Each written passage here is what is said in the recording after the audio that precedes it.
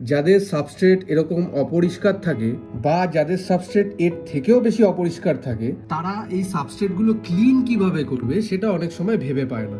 এর একটা খুব সহজ মেথড আছে, চলুন সেটা দেখে নেওয়া যাক। আমি অ্যাকুরিয়াম সাবস্ট্রেটটা ক্লিন করি এই ড্রপারটার সাহায্যে। কিছুই না, এটা জাস্ট একটা পাইপের সাথে এই ড্রপারটা আমি লাগিয়ে নিয়েছি, সাথে একটু গার্ডার ফাটার লাগিয়ে নিয়ে এটা এই অ্যাকুরিয়ামে দিলাম। আর খুব ইজি মেথডে দেখুন, আমি এই পাইপটা বা ড্রপারটা সাবস্ট্রেটের কাছে নিয়ে গেছি আর এই পুশ করছি আর উপর দিকে নোংরাগুলো উঠে আসছে, যেটা আমি পাইপের সাহায্যে সাইফন করে নিচ্ছি। এই দেখুন কিভাবে আমি ড্রপারের সাহায্যে পুরো উপরের সাবস্ট্রেটের নোংরাগুলো এই পাইপের সাহায্যে আমি তুলে নিচ্ছি। এই ডিআইওয়াই সেটআপটা যাদের এরকম টাইপের ন্যানো ট্যাঙ্ক আছে তারা এটা ইউজ করতে পারেন, কিন্তু যাদের বড় ট্যাঙ্ক তারা যে অ্যাকুরিয়াম সাইফন ক্লিনার যেটা আছে, যেটা অনলাইনে আপনারা পেয়ে যাবেন বা অফলাইনেও পেয়ে যাবেন, সেটা আপনারা ইউজ করতে পারেন।